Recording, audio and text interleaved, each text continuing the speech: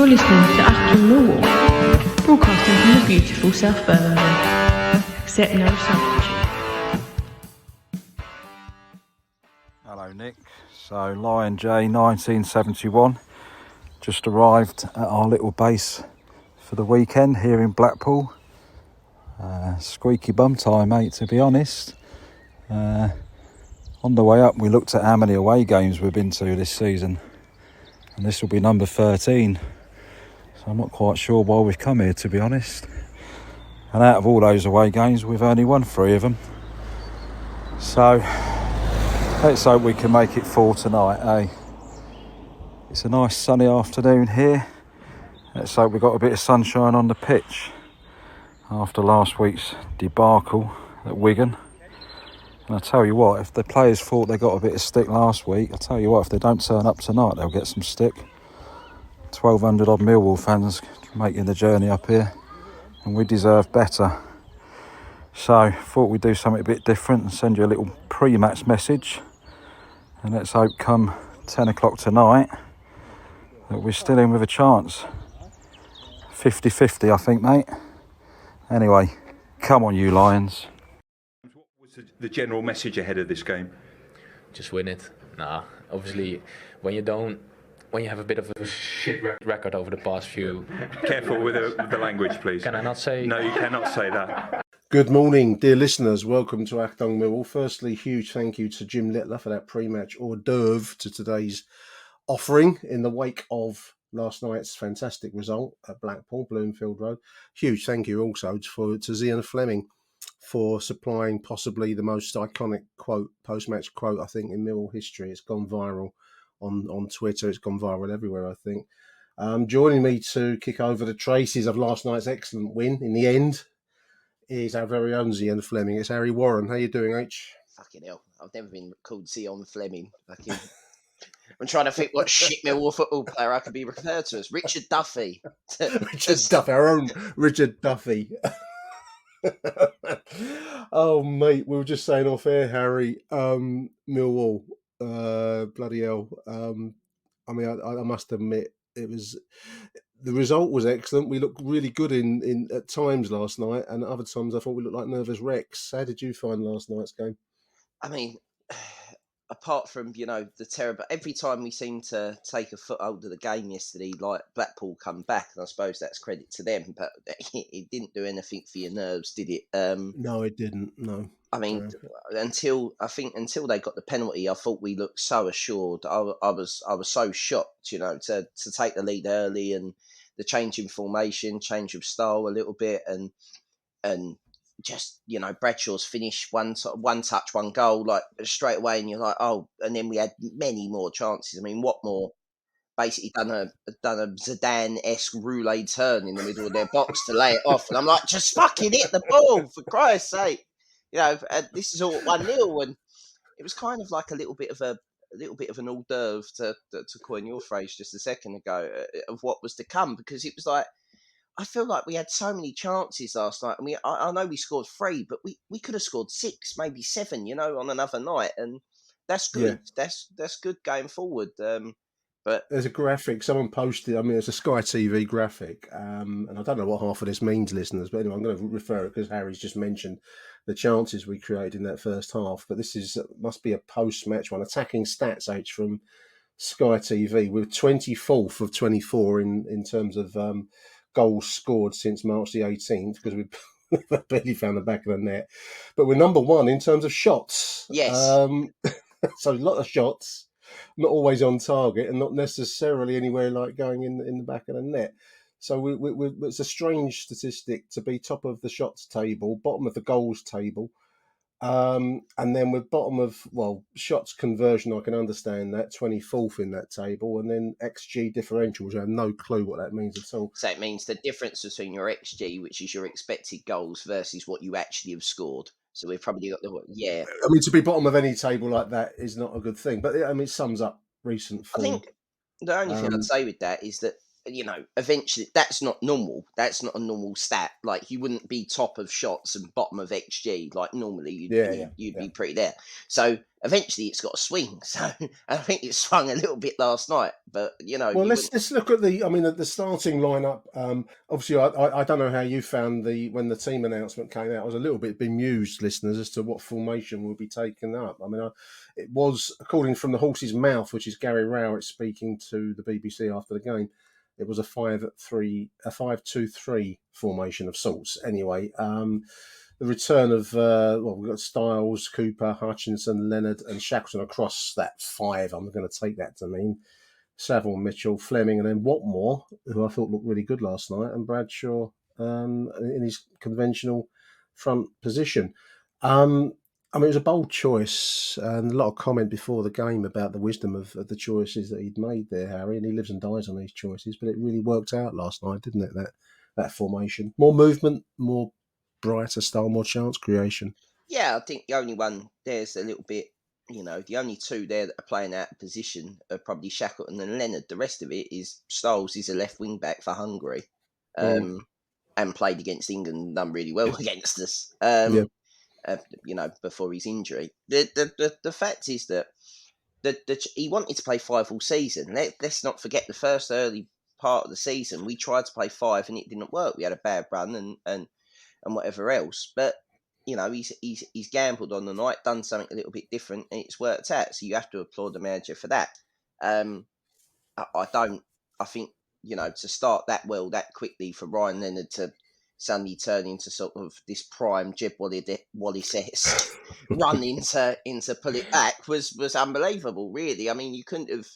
Well, I was trying to think of a comparison because that surging run for the opening goal, it was like an overlapping run into the box, and he put it in from the right side, if memory serves, for Bradshaw to tap in. But I was trying to think of a comparison, Harry, and I'm going back to like prime era Brian Robson when he was fully fit and looking like the new Bobby Charlton, that kind of player. Because I mean, Ryan Leonard, when he's fit and he's on form, is a real asset to our side, mate. We've really missed him of late, haven't we?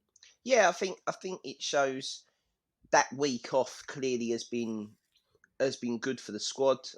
I mean, I thought we looked a little bit shell shocked. We played a lot of games in that. April was really, really busy. April has been a busy month. A lot of long trips up north. Yeah, a lot of trips, a lot of travel, and the week off, you got, even Bury come on and, could have scored late on. And you think, fucking hell, well, he ain't been here since January, so he's another one that's back and obviously fit enough to be involved. Bennett, we're sort of getting players back that were supposed to be done for the season that could, and it's a big could, get us over this line.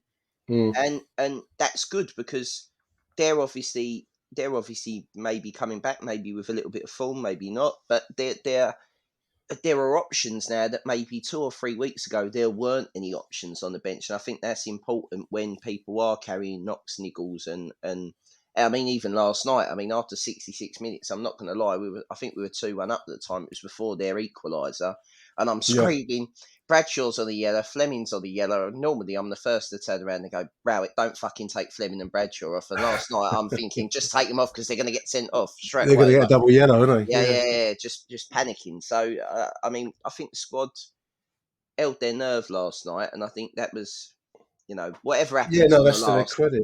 Whatever happens on the last day happens on the last day. But in that performance, I thought that was a proper Millwall performance, shall we say? Yeah, I mean, that was what was so refreshing because, I mean, as I was walking away from Wigan last Saturday, it was a real downbeat feeling, Harry. I mean, everyone online would have been, if you'd have been at the stadium, you'd have felt it. We just didn't really look coherent as a side. And I can't say that last night. There were panicky moments. I thought defensively we still look a little bit like our nerves are shattered at times, but the forward movement was so refreshing to see last night because at last, I mean, moments at Wigan where Saville was looking up, there's no running, no movement, no options, nothing. Last night we had options, and I suppose a player that I've personally been a bit hard on, I think I'm not alone in this, was Duncan Watmore, but he made a difference for us last night. He actually looked like, so it dawned on me as to why we'd signed him, because he looked a really attractive forward option suddenly. It could almost come out of nowhere for us to some extent. Yeah, I like him with the ball. I don't like his work rate off the ball, but I mean, I think that will come hopefully. But Yeah, the stuff that he done well last night, he done very, very well. I mean, he put one on a plate for Fleming before yeah. in the second half. I think first half he sort of didn't do much realistically. But Hit the post. Hit the post. oh yeah, he had that chance in the first half. I keep thinking that's Yeah. in the second half. No. He had And it that was chance. 3-1 when the referee pulled it up. But we're running through the game, and I thought the finish from Bradshaw was quality. I just want to come back to Tom Bradshaw, if I may, because we've been using him as a kind of a Paul Moody target man for some time, and I don't know that that's He got battered last night off that centre half as well. Every time he went up in the air, I'm like, yeah, he's going to get clattered here. Bang, clattered. To borrow another one of your favourite biblical phrases, there's more joy in heaven about a sinner that repents. And finally, we're playing Tom Bradshaw with options in the box as a goal scoring forward. And lo and behold, he gets that early goal that really took a lot of weight off of, I think, everyone's shoulders. Because even though Blackpool got back into the game, we just seemed to be playing with more freedom. And I think the early goal was a big part of that, because it was nice move, nicely finished. But somehow it just suddenly, it's like, oh yeah, we can score goals, we can do well. But what makes me laugh about Bradshaw is like there were so many people last season and the season before that as well that ready to jettison him. He's not good enough. He won't be and I'm going, just give him the service. He'll be fine. He'll take chances. You know, he's not. Why have we been lumping it up to him? He needs crosses on the floor across the box. That's what he's a finisher. That's all he is. He's just finisher in front of the. Yeah. You put it to him in front of the post, and he normally finishes. All right, sometimes he fucks it up, but he's a Millwall football player. So what do you expect? He's not Ronaldo, even though Sky Bet put that fucking brilliant picture up of Tom Bradshaw. I think the only thing they needed to add was on Sky. That's the only thing they needed to add. Tom Bradshaw is brilliant on Sky, you know, like the original Ronaldo. But I mean, that second finish, I mean, fuck it. The one against Norwich, where he sort of took that lovely little outside of the boot touch and puts it in front of him, that's a striker with confidence. And that last night, the second goal is he's touched that twice. The first touch puts it in front of him, keeper's advancing on him, and how cool is that finish? Just to go, I'm going to lift it over you. I thought he'd missed it. I thought he'd missed it. I thought he'd put it too far wide, but it trickled in. It was 1-1 at the time after the penalty. I mean, there were other chances in the first half for us. Let's just go back a little bit. Bradshaw poked wide from close, 14 minutes. I've got here another long ball forwards chance. We should have been a couple of goals, maybe even arguably 3 goals to the good before. Was it after the penalty or before? It was before the penalty where the referee pulled play up when we were through on goal. Watmore was away. But we had a number of chances. We really should have put the game to bed at that stage. I mean, and that goes back to that statistic, Harry, that we saw earlier on. But then the penalty came. I go around in circles with it. Did you think it was a penalty in real time or post watching the replay? Yeah, I thought watching the replay, it looked like one. To be honest, to me, I thought it was a pen in full speed. I thought, in fact, as soon as he's kicked it, I've got, we're in fuck it. And there was that look. There was that telling look. Football players can't help but be honest in that split second. There was a look in the moment. And when you don't look at the referee and you try to act nonchalantly, like there was nothing wrong, that's probably a big thing that you have done something wrong. You know, like a toddler or something.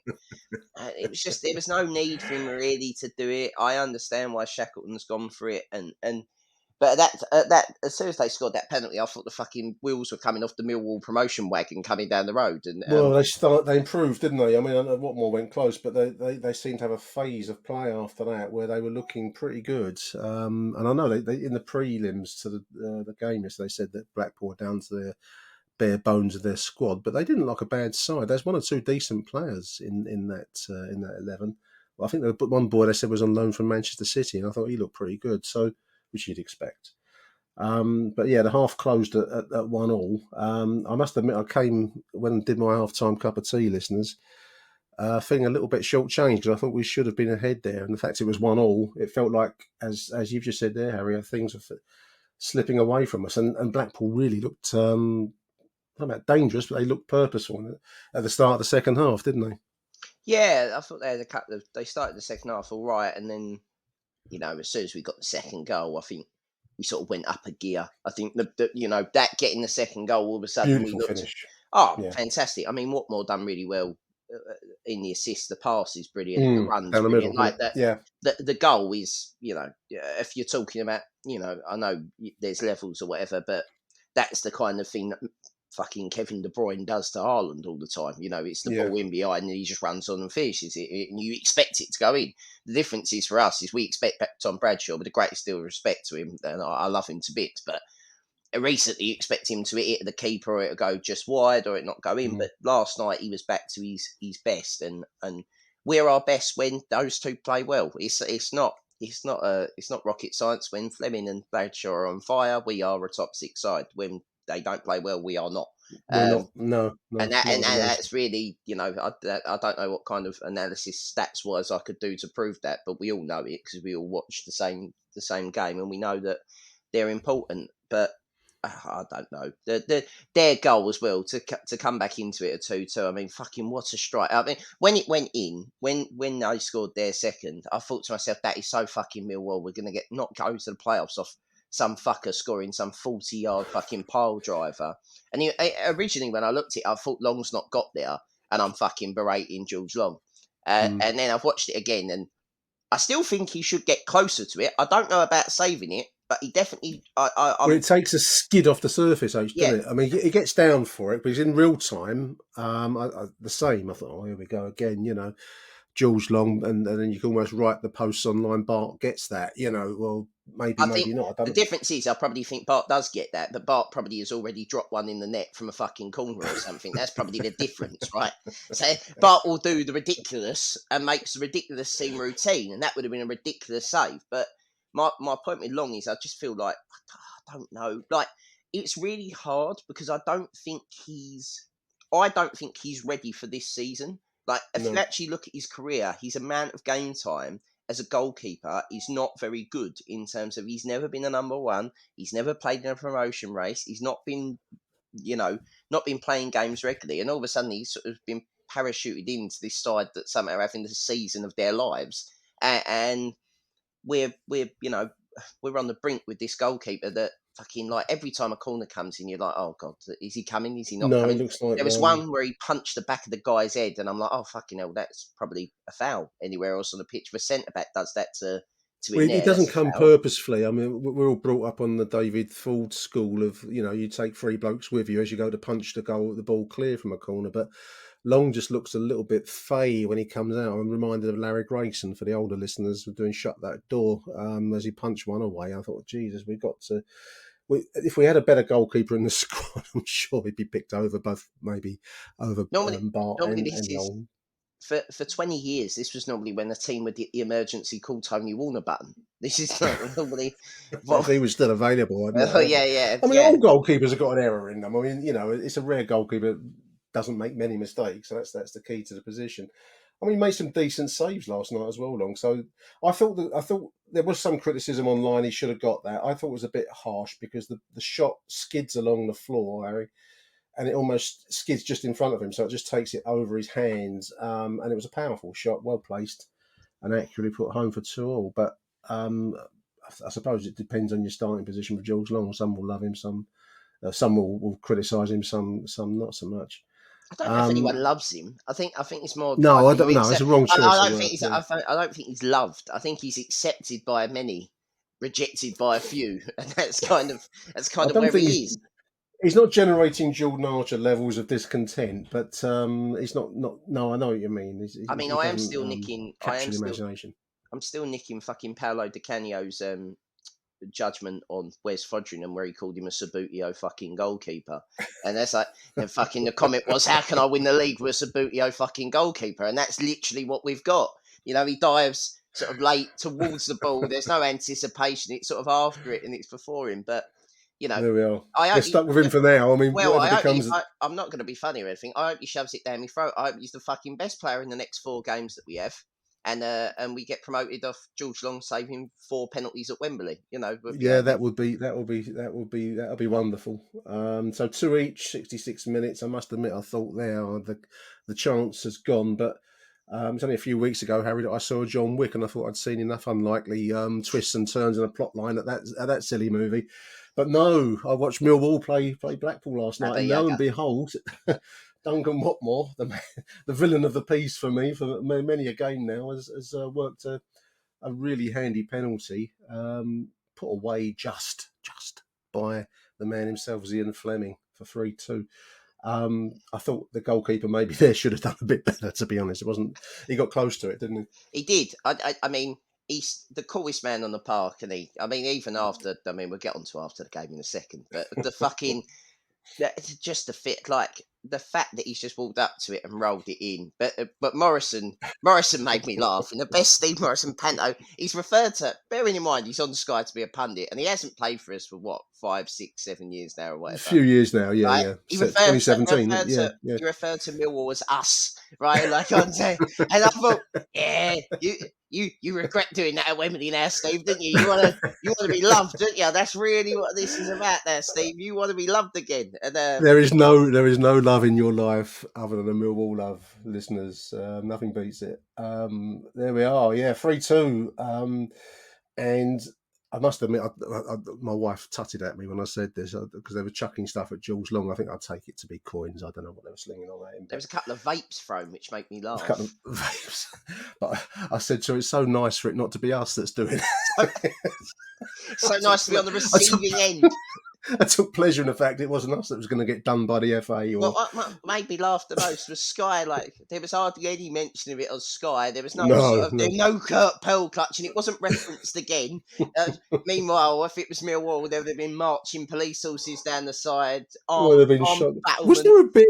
I mean, am I right? Was there someone ran on the pitch at half time, but they went to like the full zoom back, waiting for the kickoff, and there was someone in like an orange shirt running around out there. I don't know. I don't know. Local alcoholic or something got on the pitch. So. I have no idea. Or I sort of was still coming to terms with the fact that I thought our promotion ambitions were over, even as the game re-kicked off for the second half. I kind of was a bit, I don't know what's going on, but. Yeah. Like I thought we saw another thing. I thought we saw the game out really well after we went 3-2 up. We sort of killed all their momentum.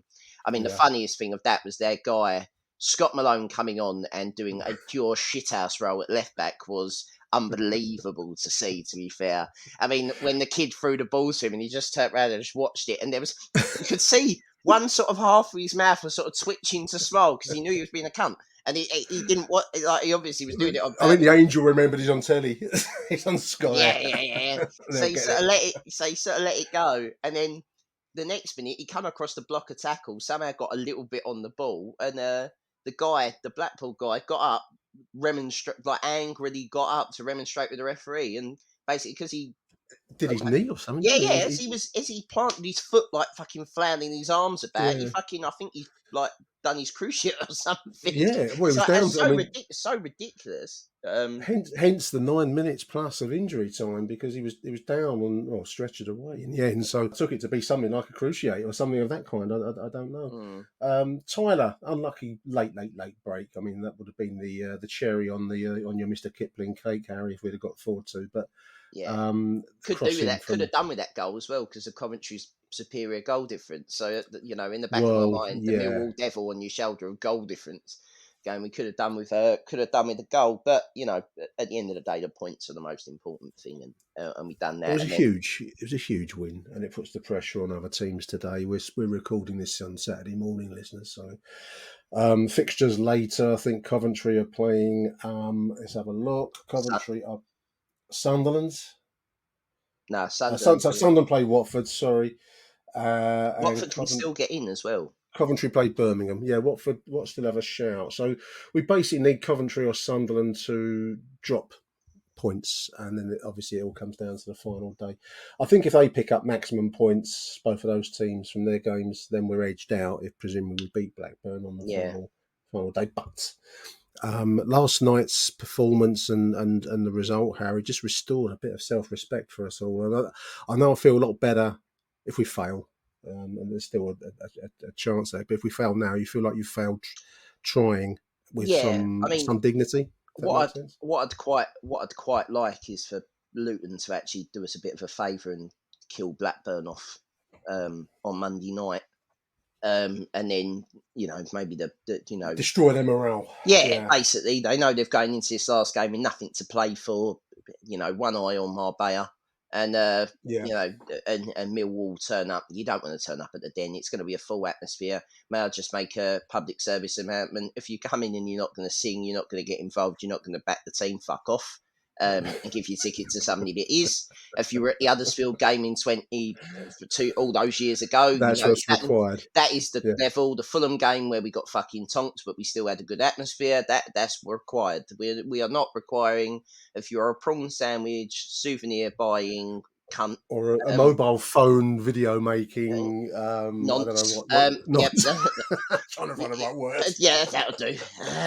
You can fuck off because we don't need you. We need Millwall support. That's what we need.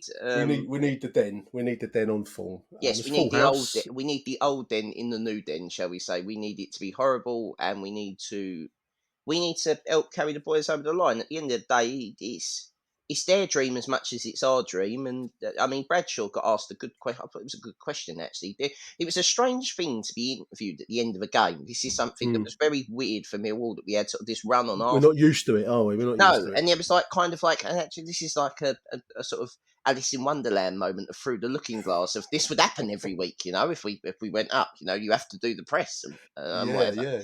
And there's more scrutiny. You've got to pick your words. You've got to be careful about what you say. Yeah, well, English isn't his first language, bless it. No, it isn't. That'd be my argument. It's discrimination to get him, on that of sorts.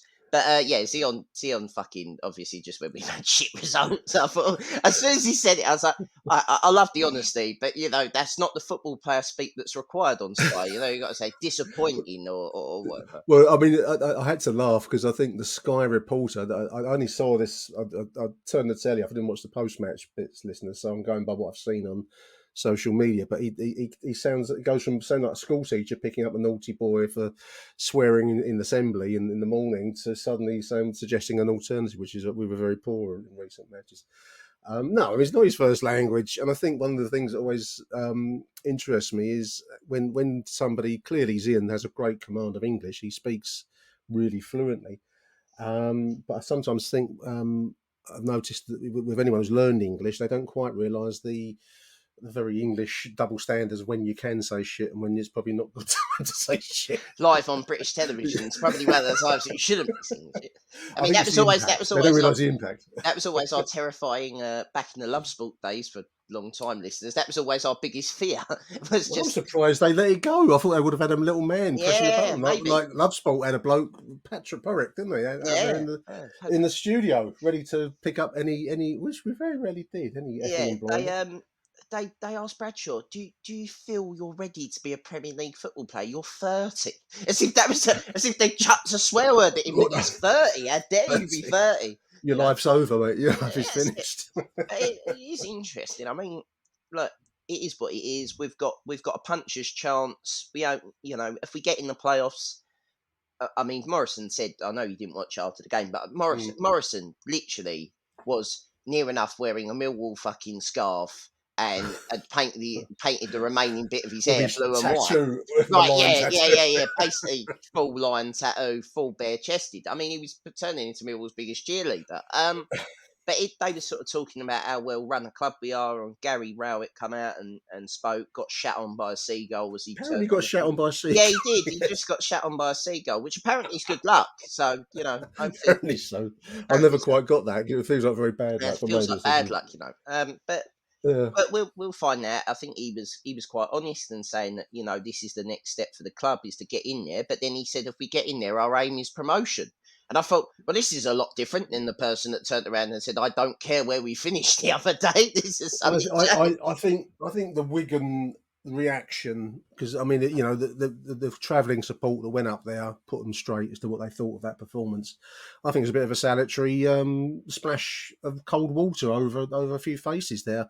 This is Millwall. This is not Watford, where people clap you for putting the effort in. If you clearly let the travelling support down, which we didn't last night. We did not let this. I mean, whatever the result would have been last night, one thing that I took great heart from was that we wouldn't have let down the fans that made that effort to get up. The 1,200 fans, incidentally, Harry. What what a Friday night effort to get up to Blackpool. Not an Absolutely. easy journey, mate. Well, you know. not just that, just the financial jiggling of train tickets and time off 100%. work and just Yeah. all the shit that would have caused. I mean, just And getting home, you've either got to stay getting over home or you or got staying home or changing hotels that you would have booked for Saturday. Let's be honest, it's bank holiday Yeah. weekend in Blackpool, so it would have been if Blackpool's cheap most of the year. It's probably expensive on bank holidays and all Yeah. this kind of carry on. And we all know how tough it is out there at the minute, and fucking, once again, they rise to the occasion. I mean, I hope they've kept some money back because you mad bastards might have to go another long away trip to maybe Middlesbrough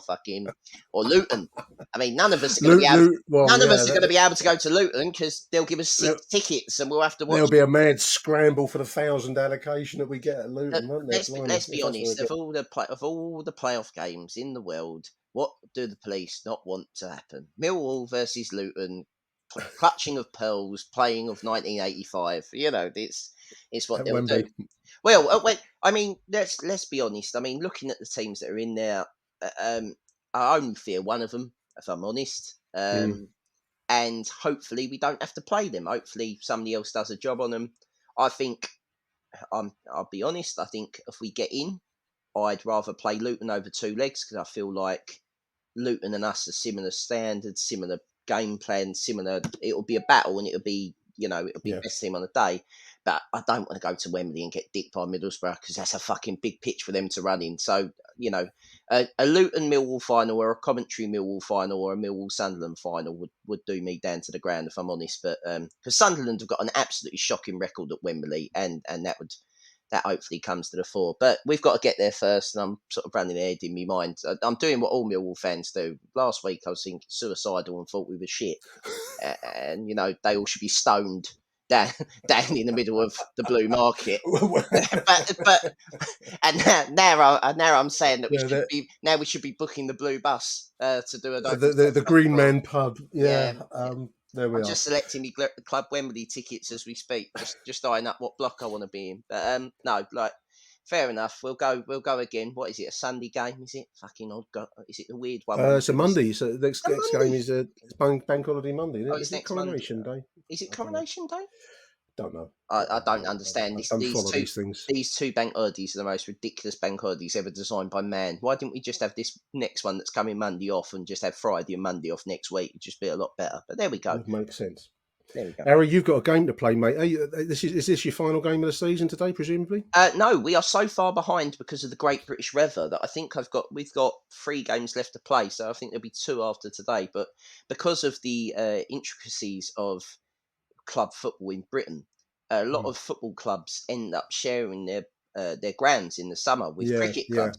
And basically, the cricket clubs need us to fuck off. So we can't play at our own ground today. We've had to go and find alternate games. So we've got a home game where we're away, shall we say. You're playing in Greenwich, you Yeah, said, I'm off to Greenwich this afternoon for I play for South Bank, and we have got we finished bottom last year, and we're second bottom at the moment. And there's me telling we've conceded 62 goals and only scored 20. And I'm telling Gary Rowett that he's a cunt every week. There's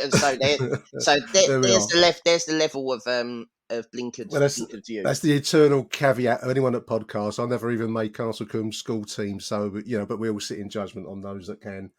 Harry, huge thank you. Thanks for taking time this morning, mate. No worries, mate. We are going to play now a voice message from Bill Slack, and then we'll be back after the break with Graham and Matt. Come on, you Lions.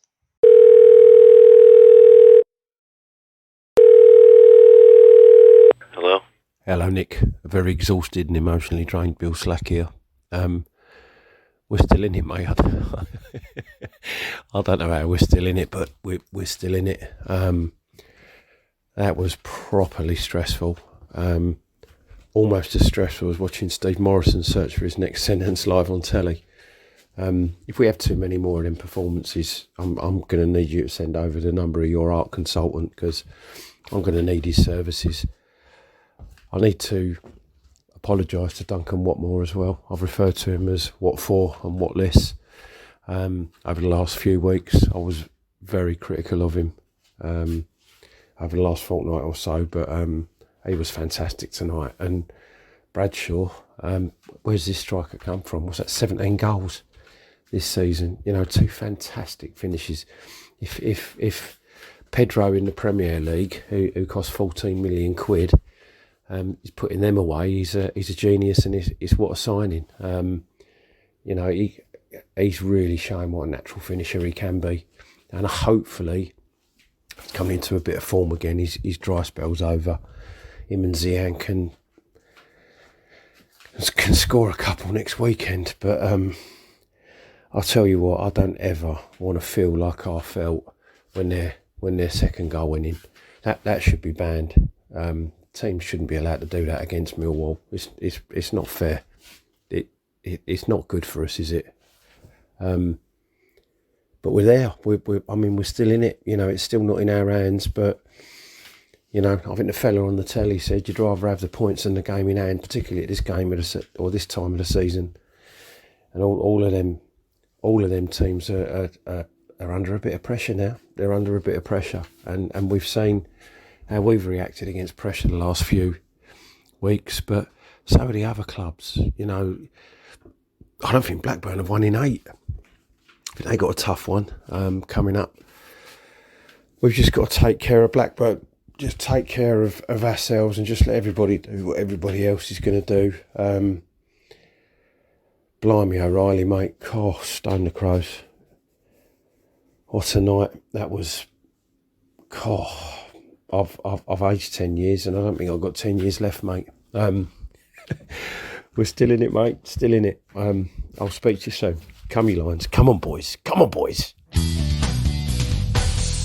Achtung, Millwall. Welcome back, dear listeners. Joining me on the show now, 2 show regulars. Just saying off air, it's Matt Richards, mate. What a roller coaster ride that was last night, mate. Yeah, it was. Can't take too much of that, but we should be used to it by now, I guess, shouldn't we? Yeah, and Graham Payne. Graham, my old ticker can't take this kind of pounding, mate, as yours.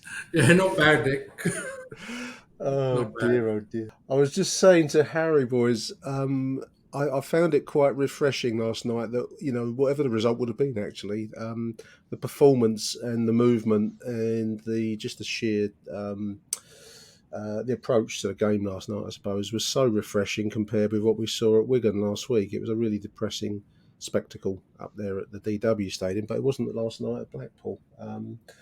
I must admit, I found the when the team was announced, Matt, I was a bit bemused. I think everyone was a bit bemused as to what formation we were going to get. It turns out it was a 5-2-3, and that's Gary Rowett saying that to the BBC after the game. But it certainly worked, didn't it? Yeah, it did, and I think it was. I listened to the because I didn't go to the game. I watched it on Sky, and it was interesting because they interviewed him after the game. And it was a good interview, actually. It was interesting, but he was right that he just, you know, he needed to change something because he could have played the same formation, just changed, you know, swapped over Watmore for Burke, you know, just, you know, bring in Shackleton for Danny Mack. But I guess he just felt he needed to do a bit more than that, just to kind of, you know, there's this kind of statement as to, no, we're going to change our approach for this game. And you're right, and yeah, it's going back to the dreaded, infamous 5 at the back, 3 at the back, whatever you want to say. But it worked, didn't it? It definitely did work, and you're right. I agree with you there. That was what was really heartening, that we were moving forward, you know, with bodies, you know, good passing. That's what we were missing definitely the last game against Wigan. So it's nice to see that. Well, we're missing it at Wigan. I mean, I said, I think, on last week's show, Graham, that there were moments where Saville, for one player, was looking up, ball in midfield last week. No options, no movement, no running, nothing, you know, other than the kind of standard lump into the corner. There was no options. But you couldn't say that last night. And I've got to take my hat off to a few players, really. Ryan Leonard, who I thought was really decisive last night, but also the likes of Callum Stiles, Jamie Shackleton, and even Duncan Watmore, I thought looked pretty good last night. So Gary Rowett's paid to take these kinds of decisions and live and die on them. And he got it right last night, mate, I thought. Yeah, he did. I mean, I picked, you know, there was a lot in our chat, what formation, and I've picked it straight away. It was going to be 5 at the back. I just knew he would go back, you know, with Shackleton and Stiles as the wing backs. But yeah, it's certainly, that formation last night definitely suited Duncan Watmore, because that's the best game he's had in a Millwall shirt. You know, he looked comfortable on the ball, and the ball he give through for Bradshaw for the second goal was, you know, superb. Top quality. top wasn't it? quality. Yeah. It goes against the grain as a Millwall fan, but I've kind of got to take my hat off to Blackpool because it was an open game, and I think that suited us. They didn't approach it in the way that Warnock's Huddersfield did, and a few other teams of late have shut up shop, parked the bus, as the expression has it, and then dared us to break them down. We're not very good at that. But last night was an open game. It was, if there were any neutrals watching it, I think they would have enjoyed it. But that open style, Graham, suited us, didn't it? It gave us the space that Blackpool used, and they had their chances and moments, but we equally gave us space as well, which we did exploit, thankfully. Yeah, it was much better, wasn't it, than, as you say, some of these games recently where teams have just parked the bus and we can't break them down. But yeah, I think Blackpool were at that thing where they had to win anyway. You know, draw or lose, they were down. So I think that added to what the way they played as well. But yeah, it definitely suited us, and it was good to see us, play a bit of football for a change, instead of just lumping the ball up to Bradshaw, which was, just wasn't working. Well, yeah, Bradshaw is no target man, Matt, is he? He is a goal poacher, as we saw with a goal. It was a beautiful move, that move down the right side, and then I think it was Leonard put a cross in to be tapped home by Tom Bradshaw. I just said to Harry, I'll say it again, if you want to use Tom Bradshaw, and he's a good striker, he's 17 goals now in the 22-23 season. He's a goal poacher. You give him close range chances, and the odds are he's going to get them. But we've been using him as a kind of a surrogate Paul Moody, haven't we, mate?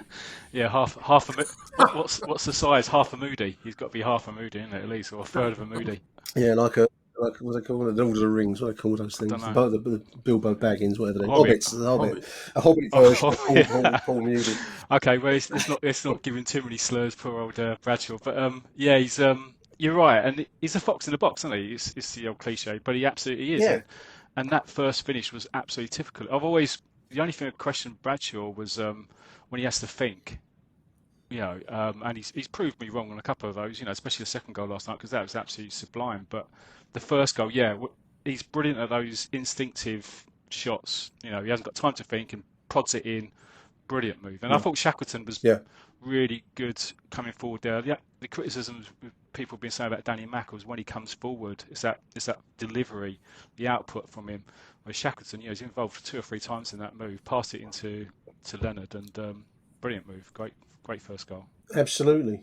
Graham, with Styles and Shackleton, I think we've got and Ryan Leonard, to be honest, we've mentioned him, but Styles and Shacks, to use a nickname, 2 intelligent players. It's nice to see a bit of guile coming into the team at last.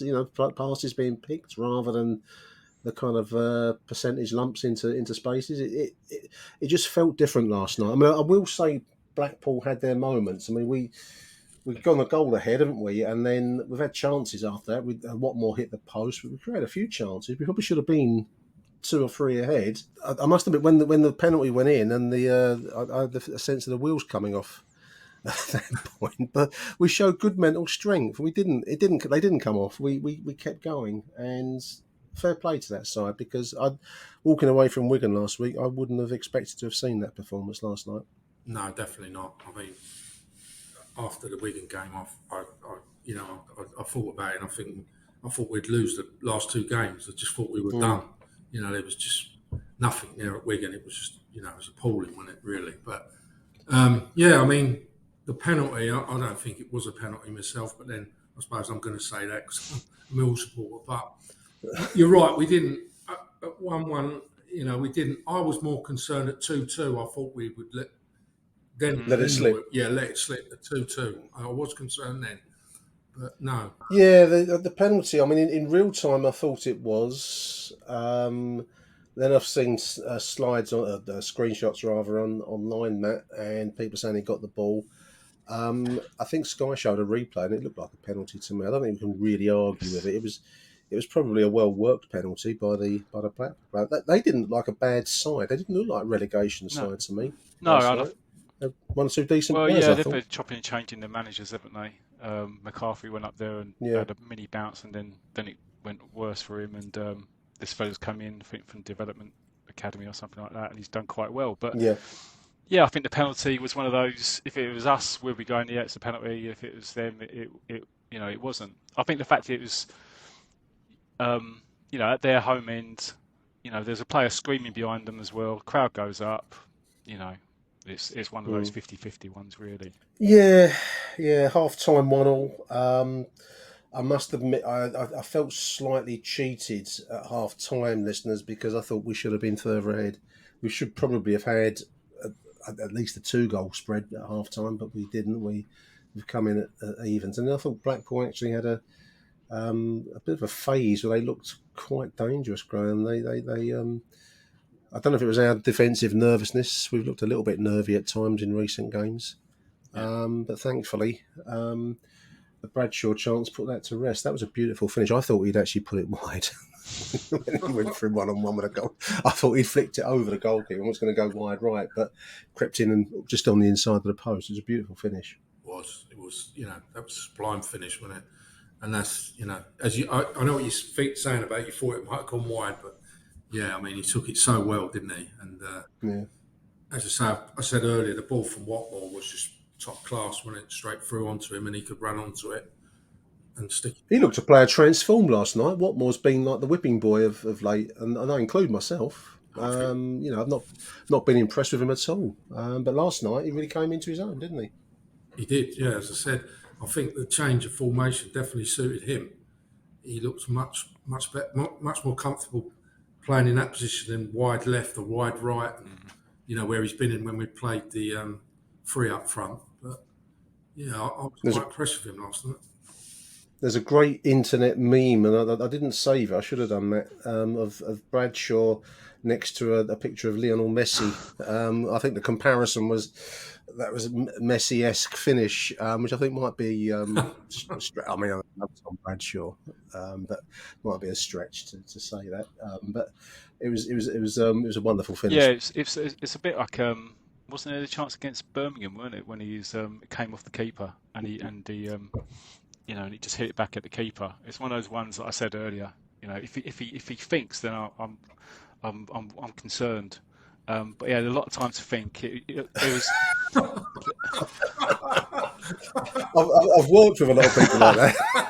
I might even have been one of those people myself. You know what I mean? It's it's just that one touch and he just dinked it over. I mean, if he'd missed that, Christ, blimey. But I mean, yeah, I must admit, I was going mental in the living room when that went in the back of the net. It was like, that was brilliant. And what I like about Watmore is that he's direct. He's direct. He looks a bit busy. Perhaps he doesn't look up as much. He's always kind of seems to be running, looking with his head down. But he's a direct player. He's looking for a shot, isn't he? He's looking for that pass forward. He certainly looked electric last night in a way that we hadn't seen previously. So more of that, Duncan, if you're listening, mate.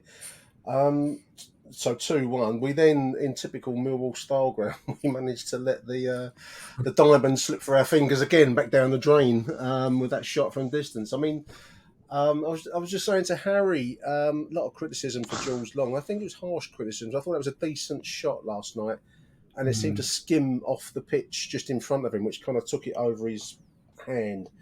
Whether Bart would have got it, I don't know, but this is an easy thing to say now. I think that, Long isn't the best goalkeeper I've ever seen, Graham, but he's not a bad goalkeeper. He's just, I think he's just prone to slightly avoidable errors in moments. But then I think a lot of goalkeepers are like that nowadays. Yeah, I mean, I for some reason I thought that he would put Bart back in goal last night. I did think he would change it after. I thought he was at fault for the goals. Definitely the first goal at Wigan. But yeah, I know what you're saying about the shot. Could you really blame him? But I think we're in a stage now where whenever Long gets beaten from distance, even if it's a worldie, he's at fault. So, people are blaming him for the. As I say, people are blaming him for the penalty as well. I saw a couple of that online as well. It's like, you think, really? I think come on. I think people just need their 3 minutes hate online. As far as Jules Long's concerned, I mean, I would look more at and a few goals of late actually, Matt, where we're given some time and space to decent players to have pot shots from distance. I think if you're going to be critical, you could probably say, well, the way to avoid that goal would have been to close down that player that had time to pick his spot. Yeah, and you're going to get situations where that is the case. I think for that one, and it was Sav, wasn't it? And Sav is it's been immense the last few games, well, the last half a season at least. He's some shot there. It was with his two black eyes. He had this mournful face, two black eyes. He looked like something like from a Charles Dickens novel, like one of the kids that live in the poorhouse, in the workhouse, or something. Sort of mime artist. But I mean, the man is. Hero. The man has put his body on the line. I mean, I think you're right. It's probably harsh to criticise. It was a superb shot. It was an open game, Matt. So you're going to give time and space. Yeah, it's just a superb shot. So you just got to sometimes you just got to take your hat off and go, that was a great goal. Two each, and I must admit, I thought the wheels had come off, Graham. I thought this was we really had reached Charing Cross at the end of the line. We weren't going to go any further. But there, lo and behold, Watmore wins us a penalty. A similar kind of moment in a way, because I think he'd slightly looked to work that, and he did work it. But we got the award of penalty for Zian, the man who we'll come back to with his command of English, to slot away for 3-2. That was a close run thing, that penalty, Graham. Yeah, as you say, I think it was similar to the penalty we conceded. As Matt said, if you're the team who's got use a penalty, if it's not, if you're the team again, it's not. But yeah, I think when it was a penalty and he stuck it away, didn't he, Zian? Yeah, that's all you can do, I mean, I think it takes a brave man. I mean, even going back to the Blackpool penalty, their man just put it straight down the middle. I think that takes balls, and I think it takes balls to pick the ball up and put it away last night by Zian. So, I know he's laid back, Matt, but it does take a certain amount of backbone to take on that situation. I wouldn't fancy it, would you? Yeah, because I missed one in 6-a-side only a couple of weeks ago, and I still feel crap about it now. But thanks for bringing it up anyway, Nick. Cheers. It's all right, it's the show's therapy on. It's why we do these shows. But no, he took it typical Zian style, didn't he? It was quite. He took it quite laid back, actually, didn't he? I wondered who was going to take it, because the last penalty we got was put away with aplomb by Vogelsammer, but he was on the bench. So I wondered who the nominated penalty man was, and I suppose Zian made a lot of sense. But I prefer a power top corner penalty any day of the week to a placed low corner shot, which the goalkeeper got quite close to. But anyway, it went in, and these are the small moments that govern our season. We did manage the game quite well after that, Graham. We had that immense amount of injury time, didn't we? 11 minutes, and a late chance for Tyler, which another day maybe would have got that in the net. But there it is. It finished 3-2. Fantastic, but nervy result in the end. And it was all about 3 points at the end of the day, wasn't it? It was about the result. Yeah, it didn't matter about the performance, just the 3 points. No matter how they got it, that's all that mattered. 3 points, and now that puts the pressure on the team to play today. So.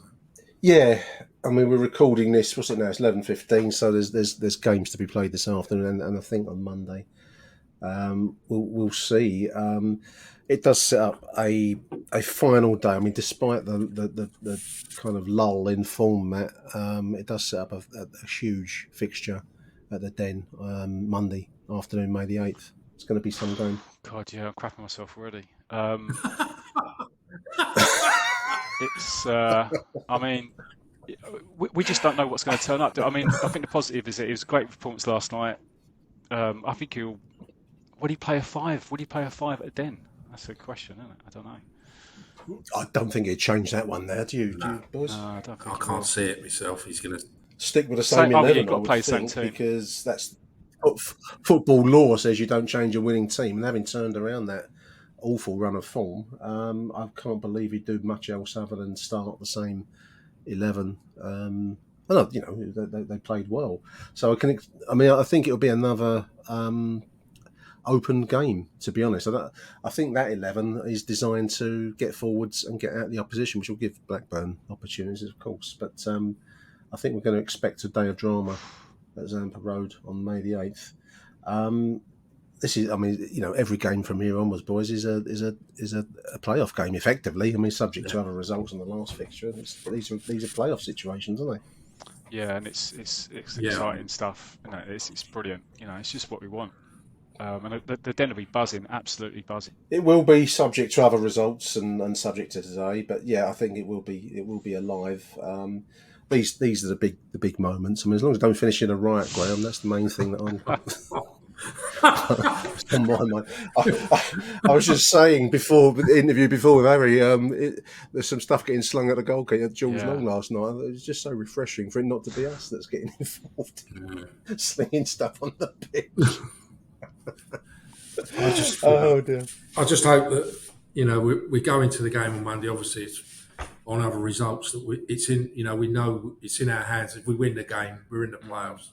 I don't want you to be worried about goal difference and things like that. No. Let's keep our fingers crossed. I think Sunderland, Coventry, and I think even there's an outside stretch for West Brom still.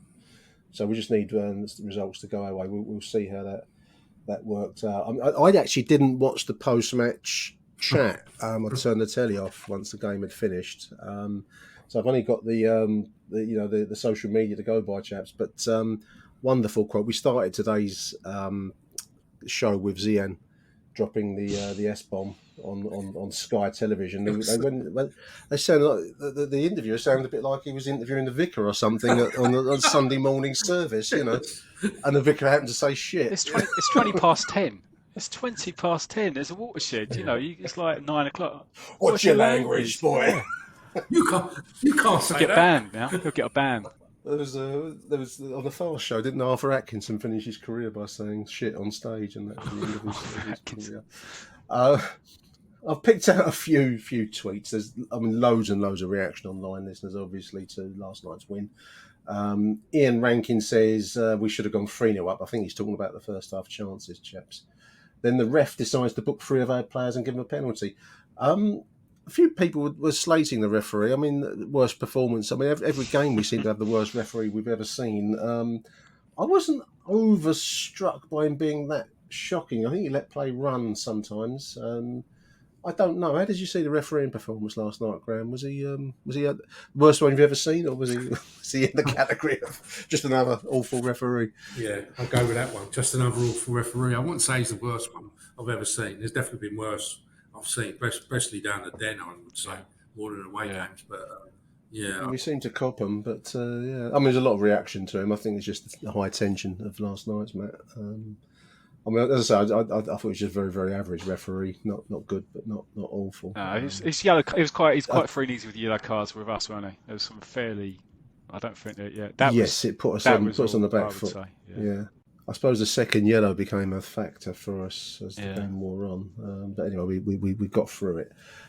Steve Morrison covering himself I think he's dug out his reputation after saying his date got spoiled at Wembley. Using the word "we," talking about Millwall. Did you watch the post-match chat? Yeah, Matt? I did. Did you watch the interviews after the game? And you're right about Morrison. He's definitely. He's always on Sky, isn't he? When we're on, it's either him or Harris. And they can't use Neil Harris anymore because he's working. Yeah. So I suppose they've got to go tomorrow. And he said us. You can tell at the end of it, he wanted to speak to Gary. And he was talking about us, I like that. I like hearing. Jacobs Island, Graham says Morrow is the real deal. He went for his paycheck to Norwich, came back and fought tooth and nail to get us up and succeeded. Him and Harris are in the same sentence for me, says Jacobs Island. Big sentence there, Jacobs. Few here. On Gary Rowett got shat upon by a seagull apparently before he did his interview for Sky. So not only have we got Zian Fleming falling into the zone of saying shit, but also a seagull got involved. If you watch about the interview, did you actually see it land on his head, mate? No. I'm going by on Millwall TV, he was interviewed by Max, and I think it actually happened whilst he's been interviewed by Max. It was quite funny. And he's wiping his foot as he's been interviewed, so that's quite good. Lucky, obviously. Wonderful stuff. Who was your man of the match last night, Graham? Who would you pick out as your standout player? Well, I'd like to give mention to Callum Stiles and Shackleton. Yeah, I agree. I don't know. It's either Watmore or Leonard for me, I'd say, out of the two of them. Obviously Bradshaw, I suppose, as well for the goals. But yeah, it was it's good to have some more than one choice Choices. in that match. Yeah. Yeah, I mean, there's a few names there. It's nice to have that option there. I mean, who would you go with? I'll go Matt? for what more. I Last think. night? Yeah, you're right though. But lots of good performances. Yeah, selection. I would have gone with Ryan Leonard just because he brings a drive to down the centre, and it was his run that opened up proceedings last night. But I mean, I wouldn't argue with anyone picking Watmore. I argue with anyone picking Bradshaw. You could take your pick really, which is a wonderful situation to be in. So I'm just looking at the fixtures this afternoon. We're recording it's 11:20, so by the time you get to hear these words of wisdom, you may well know the outcome of these games. But we'll be looking for Coventry. We're looking for Sunderland playing Watford this afternoon. Can't see Coventry. Coventry played Birmingham at home to Birmingham, and West Brom playing Norwich. So let's keep our collective fingers crossed, chaps. For a few hours at least, it's happy time to be a Millwall fan. Let's see how we sit at 5 o'clock this afternoon. Huge thank you to Matt Richards. Thank you, Matt. Pleasure, Nick. And big thank you for joining us, Graham Payne. Thanks for joining us again, Graham. Cheers, Nick. Thank you. And thank you to you too, dear listeners. Well done, the 1200 that travelled all the way up to Blackpool last night, Bloomfield Road. Brilliant. Huge situation now. Whatever the results go this afternoon, we take it to the final fixture of the season, which is a very, very Millwall way for it all to finish. Drama and sound and fury. There we are. We'll be back in due course on Achtung Millwall, certainly after that game. We might do some others in the meantime. Until then, from Matt, from Graham and myself, it's Arrivederci Millwall, and bye for now. Achtung, Millwall. What was the general message ahead of this game? Just win it. Nah, obviously, when you have a bit of a record over the past few.